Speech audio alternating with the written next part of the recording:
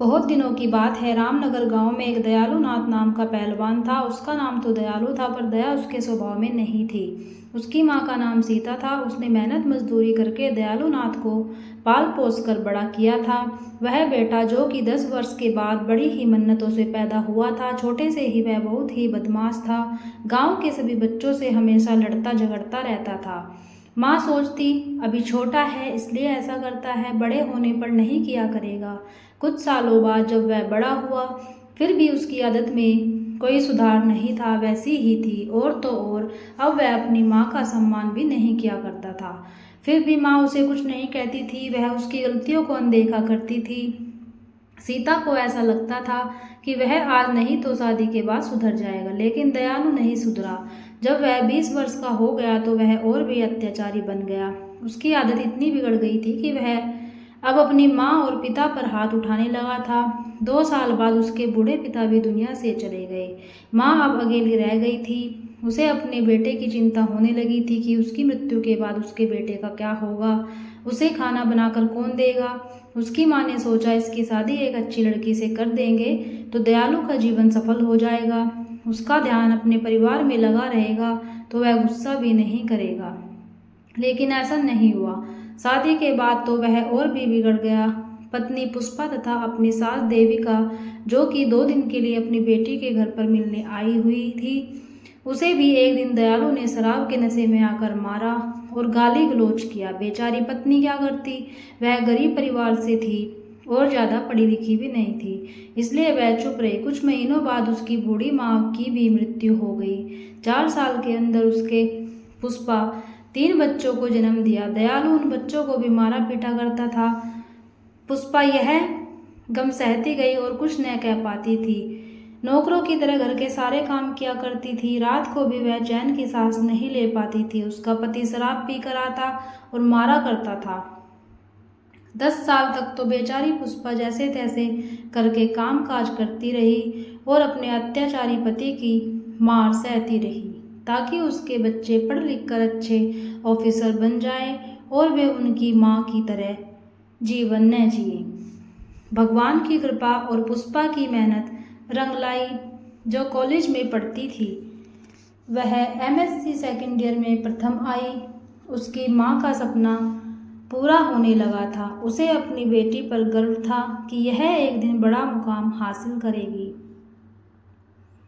अचानक एक रोज उसके पिता शराब के नशे में घर आए। अपनी बड़ी बेटी रीना को बुरा भला कहने लगे और मारने लगे। रीना पढ़ी लिखी और समझदार लड़की थी। उसने जैसे तैसे करके अपने आप को बचाया, यहाँ तक कि माँ भी उसे बचाने आई तो उसे भी मारा। यह देखकर उसके दोनों भाई चुपचाप एक कोने में बैठकर रोने लगे। रीना अपनी गलती के बारे में पूछती है कि मैंने कौन सी गलती कर दी, सीधा कॉलेज से घर ही तो आ रही हूँ पिताजी। शराब की हालत में जोर से बोलते हैं, मैंने अगली बार तुम्हें राहुल के साथ देखा तो समझ जाना। रीना मध्यम स्वर में, राहुल मेरी कक्षा में पढ़ता है और वह मेरा अच्छा मित्र है पिता। मैंने तुम्हें इतना बड़ा क्या राहुल के लिए किया है कि तुम उसके साथ चली जाओ।